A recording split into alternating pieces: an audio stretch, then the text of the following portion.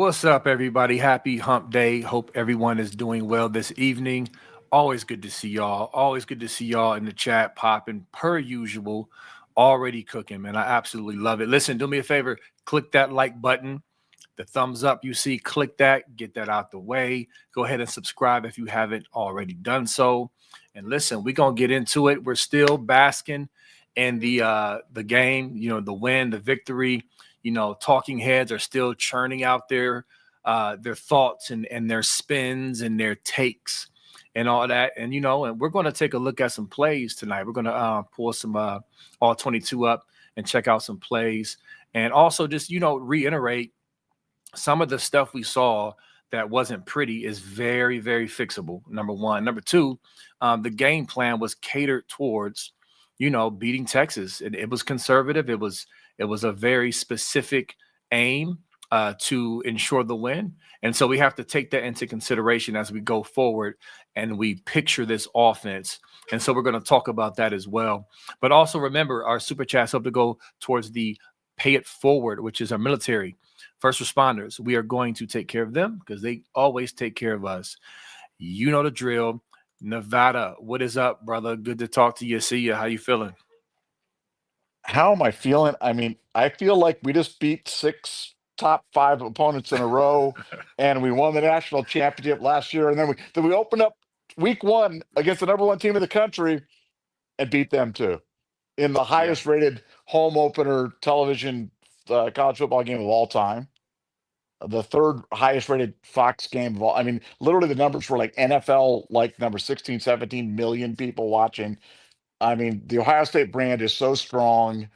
Program is in such good shape, and we are so blessed to be Ohio State Buckeye fans, man, because this is about as good as it gets.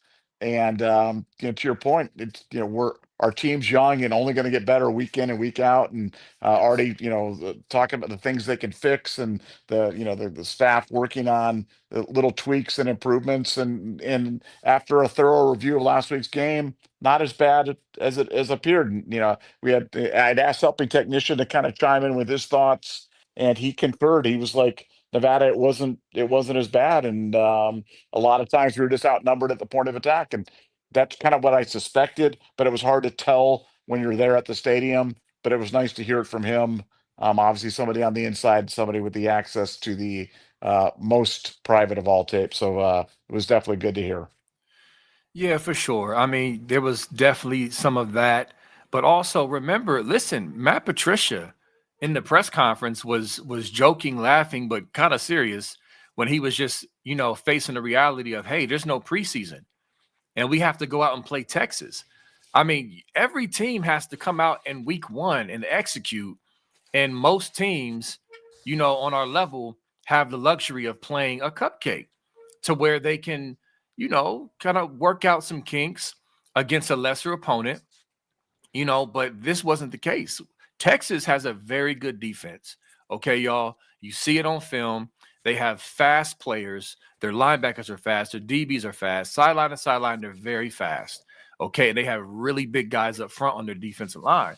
So, you're going to have to come out week one and move these tree trunks from Texas, and then have to, climb to the next level and block fast guys or get out to the edge. And I mean, it's a challenge week one for any team.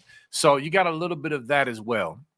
So on both sides of the ball, offensively and defensively, to me, it's grading this week one is very contextual. You got to take it with a grain of salt to say, hey, look at the opponent. And people, Nevada, before we even get into it, it's just so funny. I got people giving these takes of Texas was way overrated. They're trash, because they see that people are recognizing that, hey, Ohio State's a good team. They're a really good team. And, you got your response like, oh, well, Texas is trash. They were way overrated. Arch Manning might have been overrated, but not that Texas defense. And Texas has plenty of talent, and I'm not buying it, Nevada. I think Texas is the second best team in the country. I really do. I mean, I think we're going to see them again. I think they're the second best team in the country. One thing the helping technician did say to me that I didn't see in his nugget, but I do want to mention it. he's like on review. You know who Texas's best defensive lineman was, in his opinion, was Hero Canoe. Oh, So, which is really interesting because I thought Hero was just kind of just a guy. guy here Yeah, at Ohio State, yeah, and he played well. I mean, he played well. Got to give him credit. You know, as much as it pains me to say that, he played well for Texas. And no, they've got dudes all over the place. It's just, what Ohio State was able to do with a new defense of 8 new starters on defense, and to be able and no preseason, no cupcakes, but be able to implement a system that everybody's just raving about. Like, you should be able to run that sophisticated a system at the college level. You know where it starts with? It starts with Caleb Downs.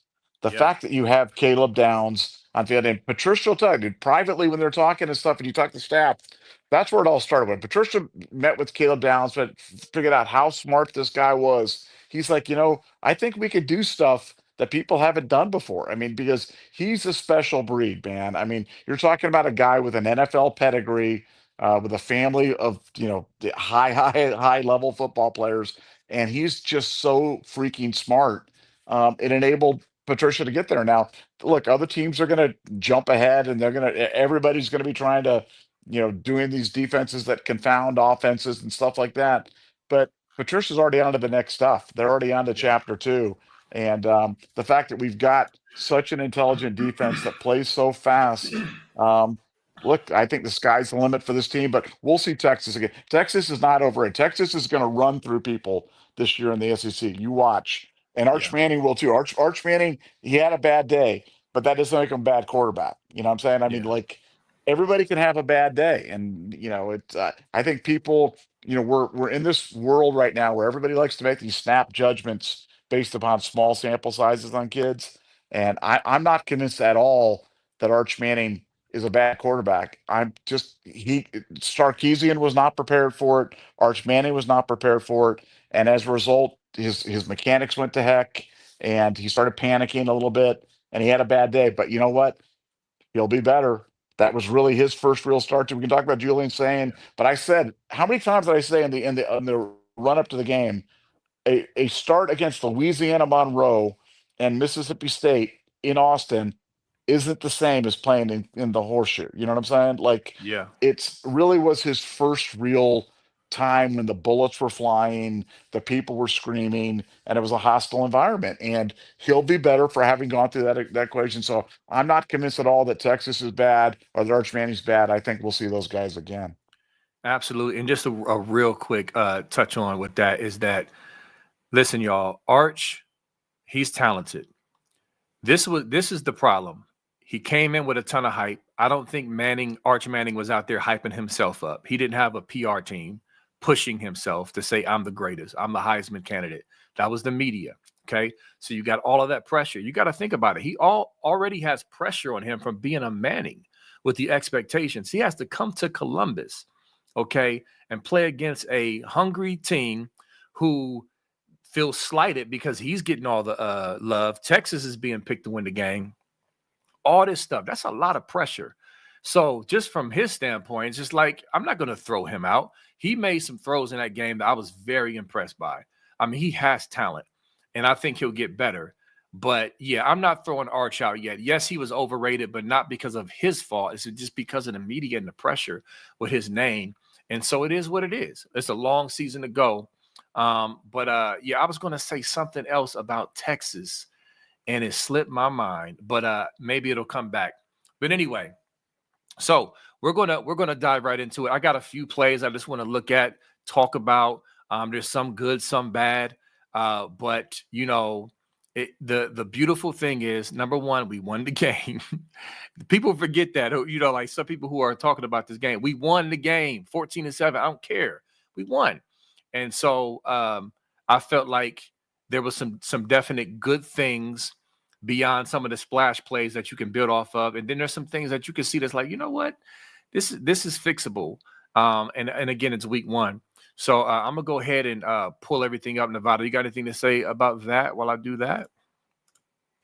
Well, no, it just, we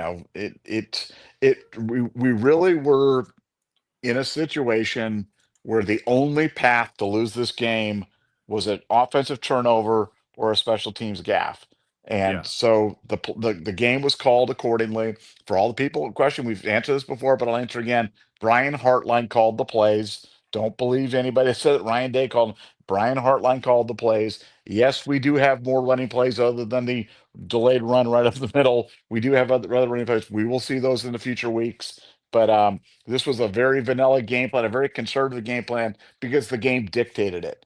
And Yeah. when you were there, I mean, didn't you get the feeling, B, when you were watching it, that Texas was going to have a real hard time scoring 3 times in this game?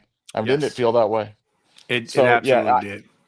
yeah. So I just kind of felt like, hey, when you're up 14, we were up 14-0. So at that point, it's like just batting it down, just run into the line, punt, and let's see if Texas can score it. And they couldn't, and we won the surest way. May not be pretty, but it's 1-0, and that's the prettiest thing of all. Yeah, Ryan Day clearly was on a press conference or a conference call with Jim Tressel leading up to this game. This was Tressel ball, and even Ryan Day said in his presser there was a 4-minute drive where it was intentional. He was saying they were running the clock, like it's we have to use context with this game plan because it was designed to win the shortest way based off the scouting report and based off our personnel and everything. So again, very happy. Now let's get into it. So this first play, okay, this is CJ Donaldson. All right, I'm gonna go ahead and run the play, and then we'll talk through it. And it's going to show the behind the scrimmage view in just a moment. But boom, nice hold, nice push. CJ Donaldson falls forward. Okay, good play. That was one of the solid run plays of the day. Now, one thing, and I'm gonna pause it here. I want everyone to see. Now, we talk about linemen, talk about double teams and climbing to the second level, right? Climbing to the linebacker or climbing to the next guy that blocked. Check out Luke Montgomery. Luke Montgomery and Hinsman, they double team the tackle here, okay? They double team the tackle 51 to 75. Watch Luke Montgomery get his left paw on number 18. Now, he doesn't get a chance to fully climb because the 18 engages, so he really doesn't have to climb per se. But watch Nevada. I don't know if you saw this on film yet, but I was super impressed by this. Watch Luke Montgomery push number 18 down, who is really good, by the way. He's really good. Push him down on this play to give Donaldson some more room to run. Here we go. Climb, climb, climb. Boom. It's very hard to see. Let me see if I can slow it down.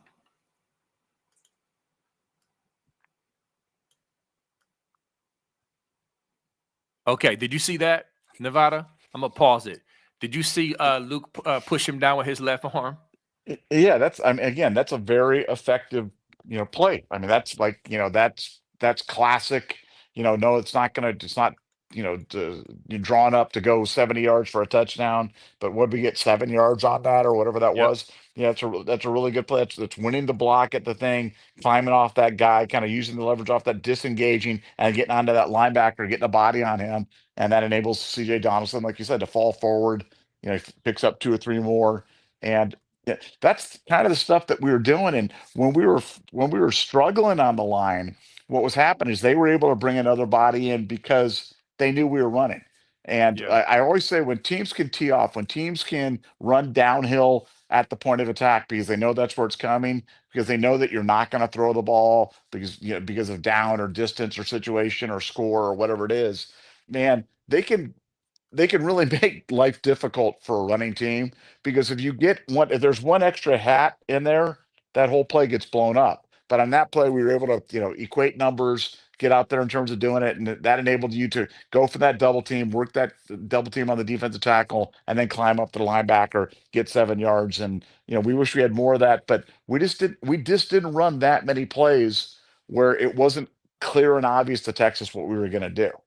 And that's a big part of football. A big part of football is the defense not knowing what to do. That's why having the signs and them knowing whether it's a run or pass is so valuable. Huge. But we don't need to go into that again. But for this, we just didn't have that many. There wasn't that many situations where we were able to be unpredictable, because our backs were against the goal line.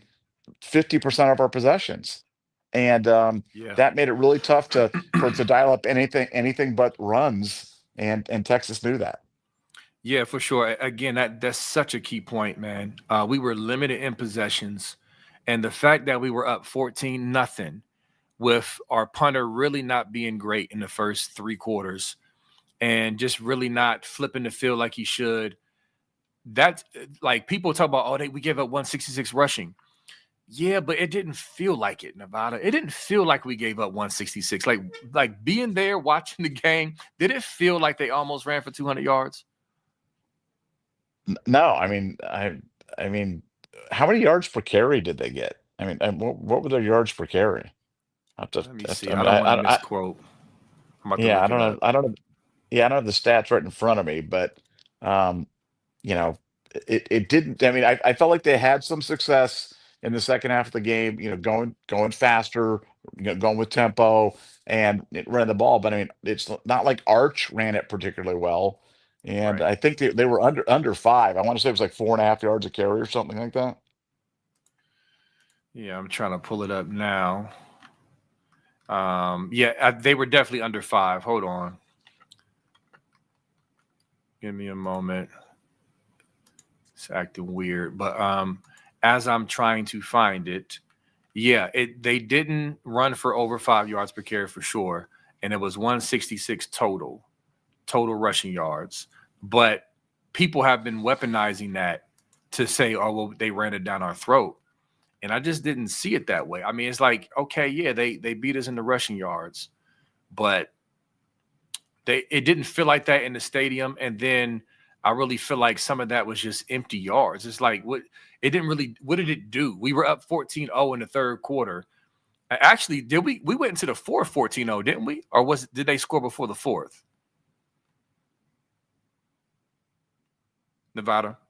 No, we were up. They were shut out through three quarters, and Yeah, yeah, that's what I thought. they averaged 4.5 yards a carry. Yeah, They I averaged see four it and a now, half yards. 4.5. Yeah.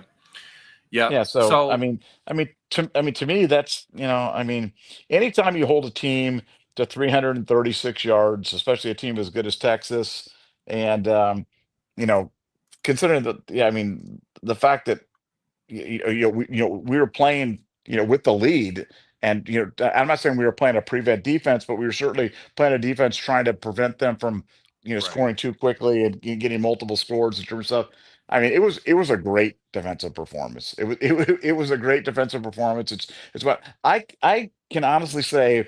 Or can you remember, you've been watching college football your whole life. You're a big college football fan.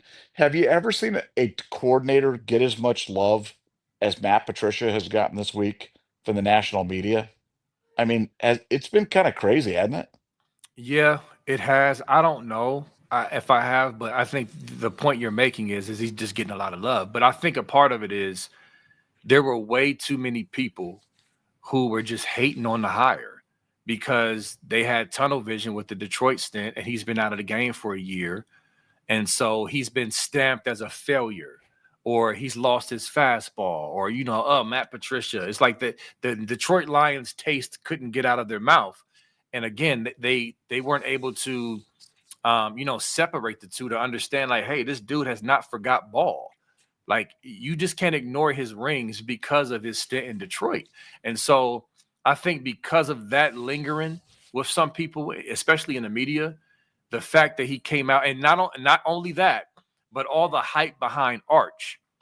So I think a bit of it is the overhype with Arch is just making it even like, oh man, Patricia. But we told y'all he was going to be good. We were excited about this hire.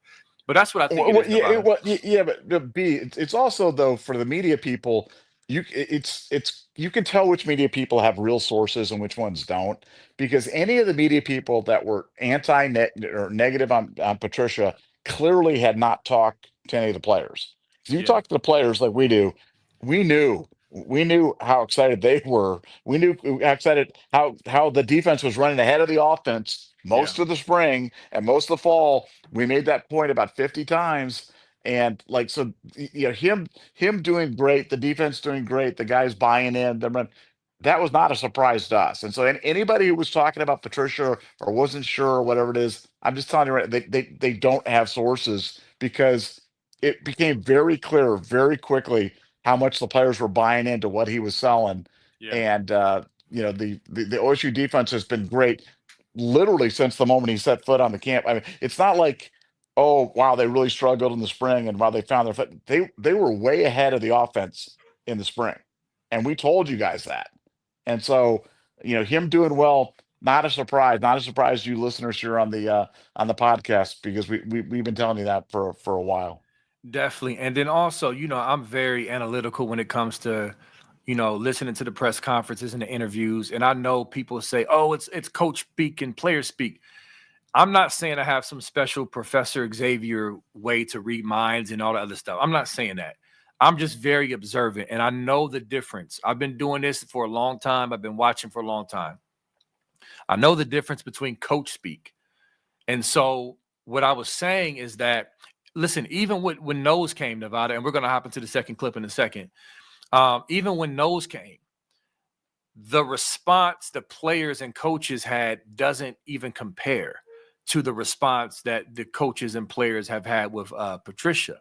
Like I know that because I'm observant, like I've watched it. And so it wasn't just coach and player speak. They were being very specific about their excitement and why they were excited. And also the consistent thing I heard is like, hey, they reminded us that he wasn't overhauling the scheme. Yes, it's Patricia's defense, but he's not bringing in a completely new thing. So it was easier for the players to learn and understand what Patricia wanted them to do. And so that just gave them an early curve to really get it and be able to learn it and play fast. And so, when you hear guys like CJ Hicks, just smile ear to ear talking about Patricia and his scheme, I mean, now you're seeing why. Guys are out there flying around and not thinking. And it's just a beautiful sight to see. And that defense really won the game for us, for real. All right. You got something to say, Nevada? I'll pull this clip up while you're Well, no, talking. no, I just think that, for the Ohio State defense, it's, the questions was really, how do you adjust to a defense where you lose 400 starts or whatever the number of starts that we had, you know, you know, four guys on the defensive line, a linebacker, three or defensive backs, and do it. And I mean, the only way that you can do that is, one, if you have incredibly talented players, and two, if you have a really, really smart scheme where the players are buying in.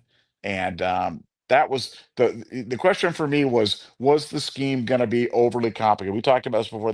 Were they going to be robotic? Were they going to be, reacting and not just playing? And were they going to be a step slow because the scheme was just too much? But it wasn't. And that's great teaching. That just Yeah. shows how intellectual these guys are, and it really it just bodes so well for the future, because this is going to be a very difficult defense for people to figure out. Definitely. And the analysts and pundits have been waxing eloquently about Patricia all week and how great the defense and the film and everything. So it's just and well deserved. But like you said, Nevada, it's more to come. Like to me, I feel like Patricia's just back there like this, like, oh, you like that? Wait till you see my next trick. You know what I'm saying? I feel like he came in here motivated with something to prove after that Detroit stint, and I'm excited about what's to come after this performance. So yeah, so I'm gonna run this play so you can see it real time, and then we'll show the other view and kind of go over what we're seeing here. So this is a third and short, okay, before the fourth down that we went for with Max Clear. All right, boom. Okay, so this other side that you're going to see behind the line of scrimmage gives you a much better idea of what happens on this play. Okay. So here we go. Here's the backside view, and I'm going to pause it for a second because I want y'all to see number 18. Let me see if I can draw on him. If it allows me. Here's 18 right here. Okay. There's 18, the linebacker. Like I said, he's really good. I thought Clapp was talking about him, pregame. Nevada, I was very impressed with his speed and physicality. He gets to the hole now, and you're going to see this. So you're going to see number 18, right? So first of all, you got Bennett Christian coming in motion to basically be the lead blocker through the A gap right here. Boom. Okay. Now, as we go back, you see number 18, I circle. Here he comes. He recognizes, let me go back a little more. He recognizes Bennett Christian coming in motion to fill that A gap. There's his key. Boom. He's coming after that A gap. He fills it. Okay. So that essentially blew up the play. I'm gonna go back a little further. Montgomery, and if they're in film study, I'm sure Coach Bo is letting him know, hey, son, you got to get out there quicker. You got to get off the line quicker and cut him off. If he cuts him off, if he cuts 18 off, the hole is there. It's there. Because as you can see, let's go back. As you can see, watch the nose guard. He actually goes the opposite. He steps left. Watch him. Boom. He steps left. If Montgomery can get out there and cut him off, that's a first down. That was 3rd and short. Okay. So Nevada, I don't want to keep going on. Did you want to say anything about this play, what you saw? Well, first of all, I see. I hate the plays where we bring everybody into the phone booth and bring Bennett Christian there and kind of bring it right to that. And I believe they're going to use this stuff to kind of set stuff. But that's a tough block for Luke Yeah, it Montgomery is. because It is. you've got a linebacker coming with he's coming full speed. This is kind of what we're talking about in the Nugget. And I think when helping technicians pointing this stuff out, where you've got a linebacker playing with leverage, he's literally sprinting to that hole right now. And Yes. you've got a linebacker sprinting, getting across Luke's face. The nose tackle jump to the other side, letting the guy know that he's got a free run into this hole. So that's his Yep. spot right there. And then you got the Yep. safety coming behind him, filling in the spot where 18 was. You see the safety coming in right there. Yep. So that's just great defense right there. And for a play, that's when you've got to run play action. That's when you've got to run an end around. That's when you've got to keep the ball and have Sand, roll out or do something like that. That's stuff that's got to be out. But I don't like the let's play football in a phone booth stuff where Yeah. you bring everybody to the point of attack because I think you make it so hard on the offensive lineman. Like I can't even get mad at Luke Montgomery on that and say, well, Luke, you should make that thing because like you said, 18's a heck of an athlete, He's NFL really good. caliber. He's He's good. really good. And he's Yeah. sprinting. He's sprinting full speed coming across your face. And you've got to try to get out and hook him inside. I mean, it just tough block. And like I said, then they had safety rolling behind him on that. So Texas was, I think that's a play that was confounded by predictability. I don't like the play. I can't. I don't like the play call in terms of I don't think it puts our players in a position to be successful um, because I mean Texas literally was bringing everybody into the box on that. When you're Yeah. blitzing the linebackers, rolling the safety up right behind it, you're playing 8, 9 guys in the box right then, and that's just a lot of bodies to try to get around. And I don't care if you've got Orlando Pace, Corey Stringer, and whomever else, John Hicks, and everybody else. You're not going to be able to move that many bodies around because it's a lot of people in the holes, and I think it puts the offensive line in bad spots. Yeah, I agree. And and of course, Bennett Christian coming over in motion and setting up, in that A gap was a tail. And you saw the nose tap, like you said, to signify, hey, fill this gap. Absolutely. And so it's one of those things where they ran the play. They ran the play because they felt like they could execute the play. But everything you just said is true, Nevada. But on the flip side, they ran it because they felt like they could execute it. So in practice, I'm sure Coach Bo is coaching Luke up. I know that's a tough block, son, but you got to get out there. He's probably saying, I'm like, but I feel you, Nevada. This is like, that is tough. 18 is a dog. Like, I don't know if we're going to see a linebacker with as much speed as 18 has. And again, y'all, this Texas defense is really good. I just want y'all to understand this. These are really, really good players, and they're well coached. And you're going to see another play from 18 in a little bit. So I definitely feel you, Nevada, on that. Wasn't the best play call.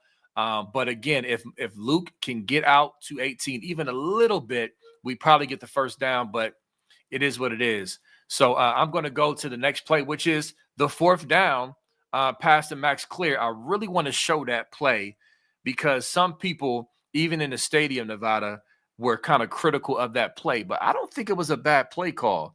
And while I pull this up, let me know your thoughts on that initially about that play call. Well, it's the thing that I didn't notice, and I don't know if we can be able to see it on the play, but helping technicians seem to think that this was the one questionable read by Julian. He felt that the play should have gone to JJ on a bomb in this situation. But I haven't seen the replay, so I don't know if that's true or not. It'll be interesting to see if we can see that. But other than that, I like passing when teams thinks you're going to run. Much to the point of the play before where they sold out to stop the run. But I'd be interested to see where JJ was, what type of leverage he had on the defensive back, and if we can see that in this, and see if Julian should have pulled the trigger. Yeah, this is a very interesting play. It's a similar pre-snap look. Okay, Bennett Christian's in the same position. It looks like run. Texas, as you can see, I'm gonna play it a little bit. Texas, they got two high safeties, yes, but they got guys up on the line. You see they're pressed up on the line. I'm gonna stop here. Okay. You see number 6, the corner is already belling. Jeremiah Smith's out there. Now look at how this play develops. I mean, look, you got Jeremiah Smith, boom, he got him beat now. Here comes Clear, wide open. You got two guys wide open on this play, okay? And I'm going to go back several times. I'm going to let it go to behind the scrimmage as well so we can see this, and I'm going to go back to the other view. But here's the other view here, okay? You're bringing Bennett in motion. We go under center. Looks like a run. Looks like a run. Nice play action. Clear's open now. And Jeremiah Smith is too. Okay. Now let me stop this, Nevada. Let me go back to the top of this play, and then we'll run it back. But I wanted to say Ryan Day, his whole thing is with his quarterbacks is when they make a decision that they feel like is maybe not the best read real time, they asked him, what did you see? What were you thinking? Now, Ryan Day said that Julian told him that he saw the safety flash across his face. You're going to see this safety. Jeremiah Smith's running his route. Okay, the safety is coming across Claire to take Claire. So I don't know when he was back there, dropped back to pass, if he saw, like, to me, like whatever he saw, it may be understandable real time. And hey, let's take the first down and move the sticks. But regardless of what this safety is doing here, if he makes this throw over the top, there's nobody there. He's one-on-one. The safety is doing nothing. But this is a young guy making his first start in a huge game against a great defense. It's 4th and 1. You're trying to move the sticks. And so he took what he thought was the easier money. And it was a great throw, Nevada, by the way. And I want you to chime in because some people say he was late. I guess if you want to nitpick, let's play it again. If you want to nitpick, you can say he could have threw it a little sooner, maybe here. But I think he was still in his mind contemplating, should I throw this to Jeremiah, and just waited a tick too late, but it was still accurate. He still throws it right on the money where he catches it right there. It's a first down, Nevada. Well, he also had to wait. Look, there's a linebacker underneath Claire. If you look under that, so he had to wait for Claire to clear that linebacker.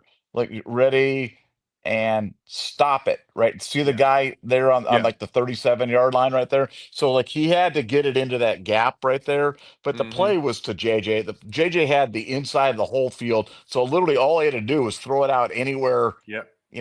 Anywhere to the middle of the field over there, and JJ would have got that. But Yep. like, yeah, we have the benefit of replay and a sky high view and everything else like that. But I think that's one Julian would like to have back and probably go up for the deep shot in that situation. But he'll get better for it. I mean, it's hard to criticize him too much when he puts the ball right in Max Scar's hands and Max Yes. drops it. But you would have liked to see him dial up JJ for that. I hadn't, like I said, literally this is the first time I've seen that play from this angle in terms of that, and you see, I mean, he had single on JJ, and JJ had the entire inside of the field.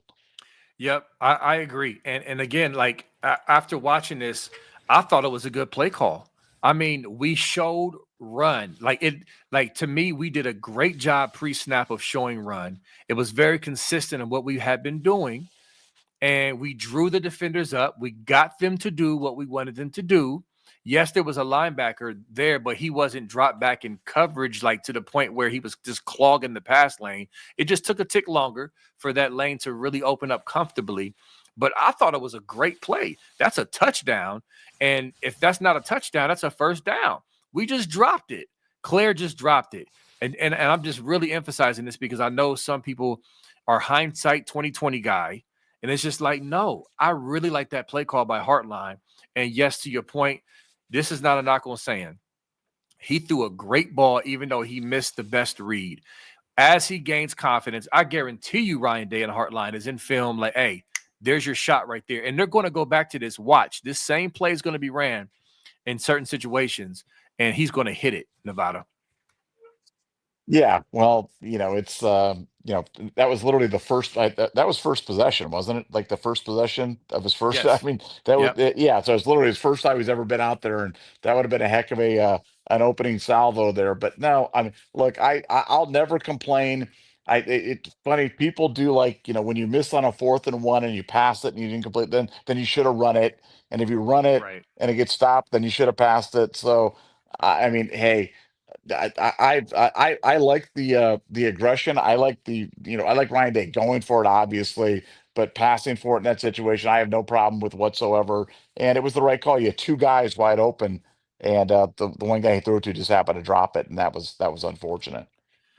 Yep. It was. But yeah, that's good stuff by Sayin with the accuracy because he put it right there. Right there. So yeah, here's the next play I wanted to look at. Again, number 18, man. You know, when you watch film and you go back and watch it from this perspective with no clat, no Gus, no distractions, you can really see players who are good. And like I said, I was very impressed with 18. Now, this is not a not so great play that I wanted to show by Ohio State, but basically, number 18, he shoots the gap and he beats Luke Montgomery to the punch. And actually, I'm sorry. Yep. Uh, at the let me see. Yep. And so here we go. Let me run it, and then I can go ahead and get some commentary. But Claire's there in the slot. You see, we got 3 out wide. Claire's there in the slot. He comes in motion, and he's coming across the formation to pick off the backside defender.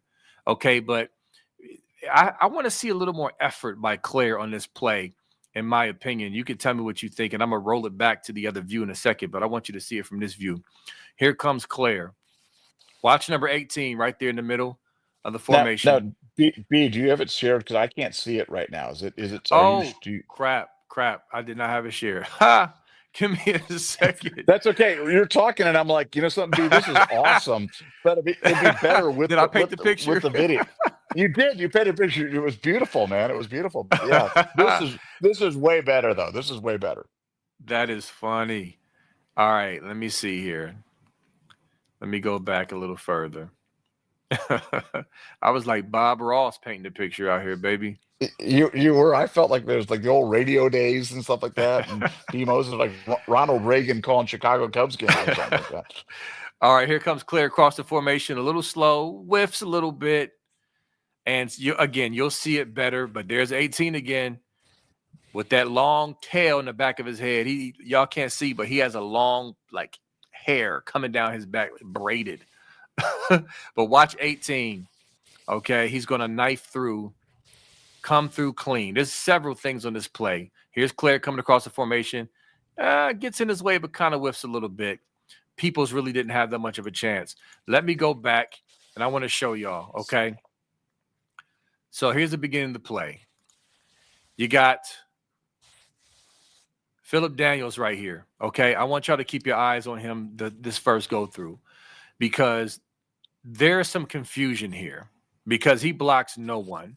He immediately climbs to the second level and doesn't touch anybody, okay? I want to show y'all, okay? Watch it. Here's Daniels. Boom, takes off, looking for somebody, really doesn't touch anybody. Lets 18 come clean. You see, the DN who's lined up wide, he just crashes down. This is a RPO. I know there's several things going on. Let me go back a little further. Several things going on in this play. You got Jeremiah Smith out, to the right here. He's going to run a slant. And you see Julian Sayin with the ball, RPO, has the opportunity to hand it off or drop back and throw it maybe to a JJ Smith, but he gives the ball, okay? 18 comes clean and just completely stops the play. Now, I want you to jump in because I just don't want to hog the mic, Nevada. What are you seeing so far in this play? What's your thoughts on this play before I go any further? Well, I think it's a bad read by Julian. I mean, you've got, the way that Texas was playing. I mean, this linebacker. I mean, he's just selling out, man. I mean, he is Yes. just absolutely, and he's sprinting to the holes. You know what I'm saying? And like when you have linebackers that are doing that, that looks great. But then you can punish them with misdirection. I mean, look how fast he's getting to. I mean, that guy is in the backfield like he's fully committed, like what full head of steam. He's running to the hole right there. Yep. So like if Julian pulls the ball out and goes out the backside, then he's literally abandoned ship. So I just think Ohio State's got to get better at the RPO game, the misdirection game, the counter game to make these guys take false steps because that Texas linebacker, like look, I want to get on Philip Daniels, I want to get in alignment or whatever it is, but man, when you've got linebackers that are running to the holes, running downhill like that, it's tough. It's tough to block. And you remember that outside linebacker's coming up, that inside linebacker's just selling out to the inside. You've got to punish them for doing that. And Ohio State's going to have to do that in the coming weeks to stop future linebackers from just reading, reacting, and just blowing stuff up. And look at Jeremiah Smith. If he keeps this ball, 18, like you said, sells out. Look at Jeremiah Smith right there, coming across the middle. Boom. That's a wide open. This defender up here is not going to get there. Sayin's release is amazing. So he's not going to get there. So that, you're right. And again, these are the things, y'all, that are easily fixable. This is film study. This is coaches saying, listen, on this play, if you see this linebacker flying up and selling out like he's been doing all game, the throw to JJ Smith is there. It's an easy, wide open window.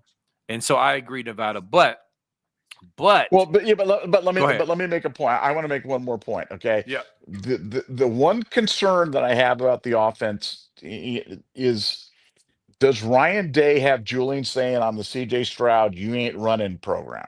Okay, because defenses, if they do not respect the keep, if they don't, the whole idea of an RPO is a run pass option. You know what I'm saying? If they don't Mm-hmm. respect the R part of it, and I'm talking about in terms of the quarterback keep, not just the run, but if the quarterback's not going to keep, then all this mesh action, all these RPOs, all this stuff, it doesn't mean anything to the defense. They're just going to sell out. And they're going to, cover your running backs. They're going to cover your everything, and they're not going to count for the quarterback. And I just hope that Ryan Day hasn't put Julian Sayin in the Velcro or whatever bubble, and not going to run them because we know how effective the quarterback run in college in every level of football is overpowered, but at the college level it's especially overpowered, and they've got to be willing to run them. And I know Julian Sayin's not Will Howard. I know he's not a tank and not as big, but he can run the ball, and they're going to have to show some run. They're going to have to show some run just to get the defense to account for it and to respect it. Because when we went 3 years in a row without a rushing touchdown from our quarterback, it really hurt our offense, and it really hampered it significantly. And that's my one concern. That's my one message to Ryan Day and Ohio State is don't put Julian Sayin in the bubble.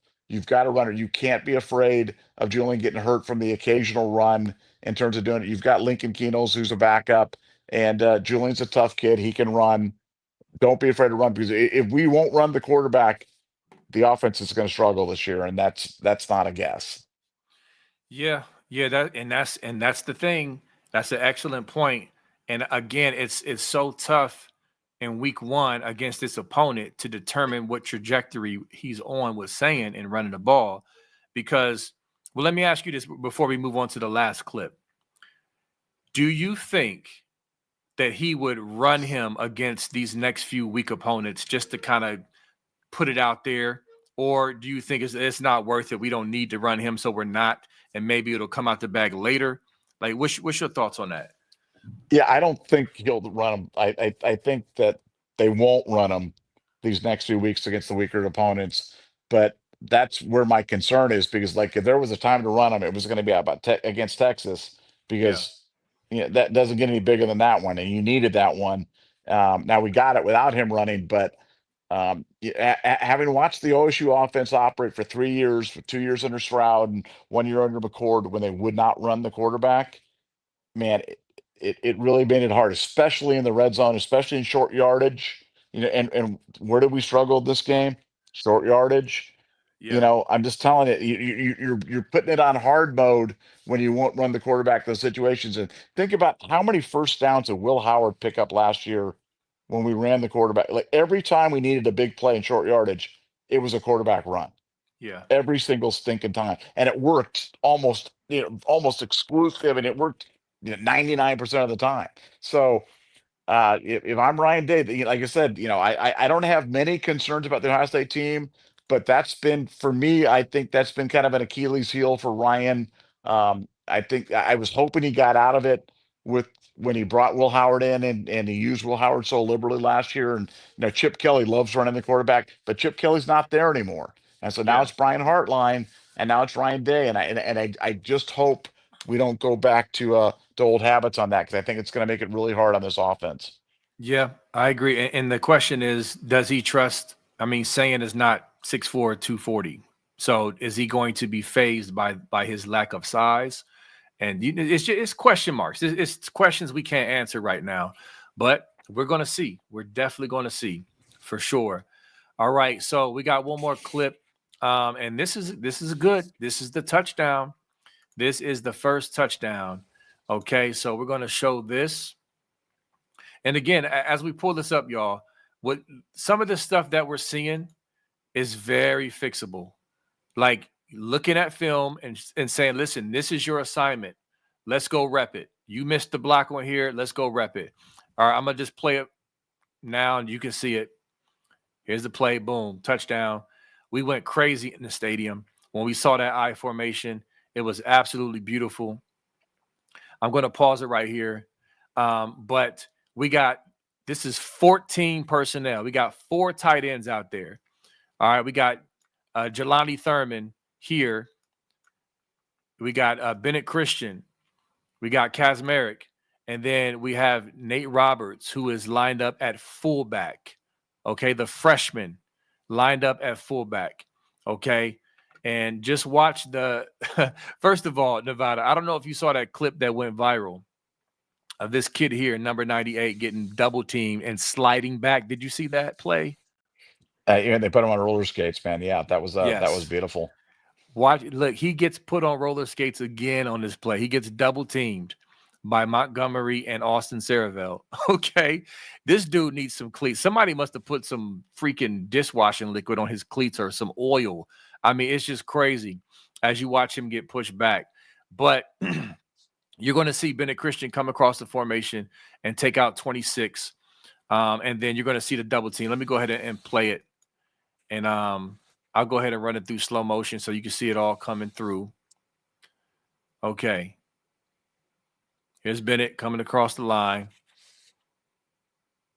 Okay. Boom. Zero tries to dive in and clog the hole, but Nate Roberts does a great job of getting in there and just getting enough of him. Boom.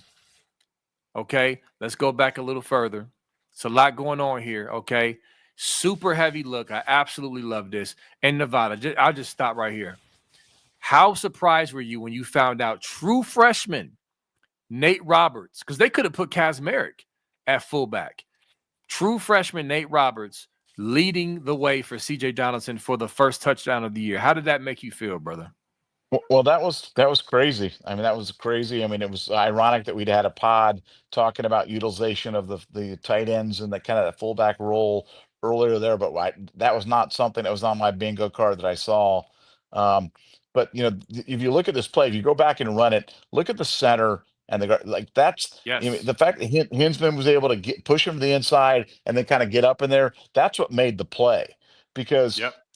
this is one of those plays where we're pointing to where we're going. I mean that if you follow that, that tight end over the thing, it's like we're putting a big neon sign saying this is where we be running. You know what I'm saying? Yep. And Hinsman had to get that guy to the opposite side, and then he worked his way actually up to the linebacker on top of that. So watch this. He goes there, gets him out, and then boom, he's helping on that double team block in there, and that guy gets pushed back, and they land on top of him. I mean, so Yep. um, I love the execution. I love it when it works, but again, that's playing football in a phone booth, and you know, I that was a heck of a block by Nate Rod. I'll just say that that was had that guy gotten inside of him, that play might have had a very different outcome. But the guy Yeah. got on the outside shoulder, and Nate was able to kind of wedge him out of there. So would I like to see a little, maybe a little fake handoff and then roll out with Julian saying, yeah, I would. You know what I'm saying?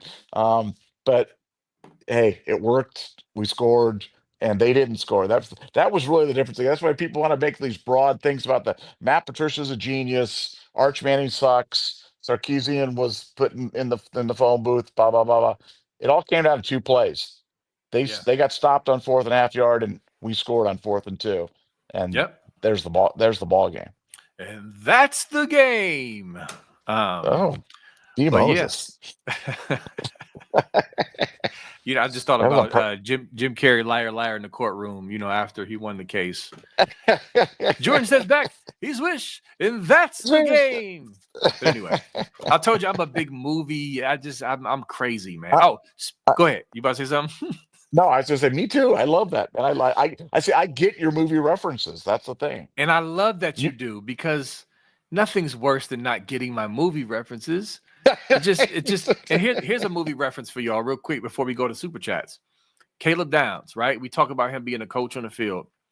He reminds me of that first battle scene in Gladiator when Maximus is directing traffic. He's on the horse. He's pointing. He's telling him, like, duck. He's like directing traffic. He's like doing all the whole scene. And they win. They beat the Warriors or whatever. It reminds me of Caleb Downs out there, like literally just leading the troops where to go. This is how you stop this. You line up over here. Go back and watch in between the plays, y'all, and watch Caleb Downs directing traffic. It's just you're seeing what the coaches have been raving about with him. I mean, it's amazing. So anyway, yeah. he's special. That's why he's going to go in the top 5 in the draft next year. He's a special player. Somebody in Yeah. the NFL is going to get a gem for sure. Yeah, absolutely love the kid. All right, so let's dive into some super chats. All right, for the first one, 330 lead. Thanks for the 499. So, what do you guys think of the take Arch outplayed saying Monty from the Monty Show? That has to be the best take I've heard. I'll let you take that one first, Nevada. Well, I like the Monty Show, but that's a terrible take. I mean, that's just that clearly somebody who didn't watch the game or Right. something. I mean, I had predicted that Julian Sayin would outperform Arch Manning before the game, weeks before. I made that comment many times, and I'm of the opinion that if you switch quarterbacks, if Arch played for Ohio State and Julian played for Texas, that Texas wins the game. That's how much I thought he outplayed Arch Manning. I mean, Arch Manning's interception was key. Missing guys all over the place. And you look at the ball chart. They had some sort of a ball chart that showed the ball placement by saying, and it's like it's right there in guys' hands every single Yep. time. He was so precise. So yeah, I think that it's an uninformed take, and it's probably a take for someone probably didn't watch the game, probably just looked at the stats maybe at the end and said, well, Arch threw for more yards. I'm not quite sure where he would have got that, but Arch was not good. I mean, he was really not good.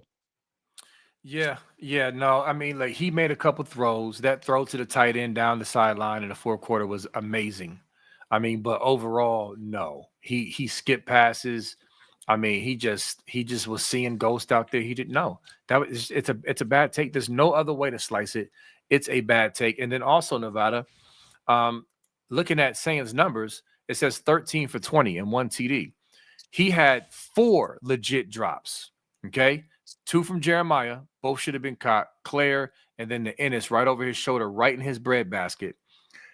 I may be forgetting more, but that takes him to 17 completions and then close to 200 yards, if not over 200 yards, depending on, whatever. So it's like Sayin played a much better game than his stats say. And then, of course, again, as you've said, we were backed up on our own goal line, had terrible field position. I'm excited about Julian Sayin. Like, I'm very happy about what I saw out there. Yes, he'll hit Jeremiah Smith on that deep route next time, but he played a very good game for a first-time starter against an elite defense, for sure. All right. Yeah, he was terrific. Yeah. I mean, why wouldn't you be, as a fan, excited about the potential of this kid? Ro, thanks for the $4.99. How do coordinators get graded? Do they have certain goals going into games, like get JJ 12 touches or have 15 blitz plays called? So I don't know. I mean, I would assume every head coach has, their own grading scale, how they grade their coordinators. But I think number one, you obviously want to get the win. In critical moments, are you making stops? Are you converting? How are we on third down? I'm sure there's a whole metrics for it, but I don't know, Nevada. I don't think touches is necessarily at the forefront of that equation. What do you think? I'm going to say no. No, it's not, and I think for the coordinators, it's different than the players. The players, you can grade each one of the players on technique and outcome. Did you get the proper outcome on the play, and did you use the proper technique? And you can get pluses and minuses on every single play. But for coordinators, it's kind of like the play that they scored the touchdown on for Texas. I mean, you know, Patricia called a perfect defense for that. Jermaine Matthews was in a great spot, and then the guy pushed off on him a little, but not a lot. But just Jermaine kind of got flipped. His hips got kind of crooked a little bit. The guy got past him with perfect throw, touchdown. But is that really on Patricia? No, I think for Ryan Day, they've got specific team goals regarding number of points, number of yards, yards per play, yards per possession, points per possession, etc. That they hope to hit. But the number one criteria on everything is just winning, because a lot of times it's the game flow that kind of dictates how they do. And I'd say that obviously Patricia got an A, but Brian probably got a B, or yeah, he probably got a B for his first game there as the coordinator from Ryan. And I think those grades are probably fair. Yep, I definitely agree, man. All right, so next, Roll. Thanks for the 499. I saw Bryce Underwood's hype highlight video made after his first game. It's funny that they don't show any of his passes after the release. Yeah, I mean, listen, you saw, if you watched the game, you saw the talent. I mean, he was a big time recruit. He's athletic. He has a strong arm.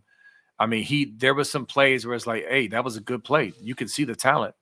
But there was also some, hey, he's a freshman and he's going to have to learn plays too. But we're going to see. We're going to see at Oklahoma this Saturday what the freshman can do and how much Michigan is going to allow him, what they're going to allow him to do in that environment against Oklahoma. But yeah, Nevada, you got anything on this? Yeah, I think he puts the ball in harm's way too often. He put it in harm's way against New Mexico.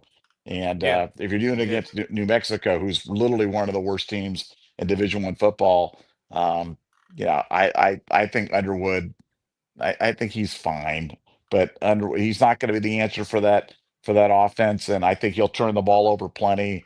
And I think I think it all starts to kind of come undone this Saturday night in Norman, Oklahoma, and I'm going to be rooting for that for sure. Oh yeah, for sure. I'm gonna be sitting back after the 79-3 bludgeoning of Grambling State and just watching college football with my wings, enjoying it. I cannot wait for that game. All right, we got Roll once again. Thanks for the 199.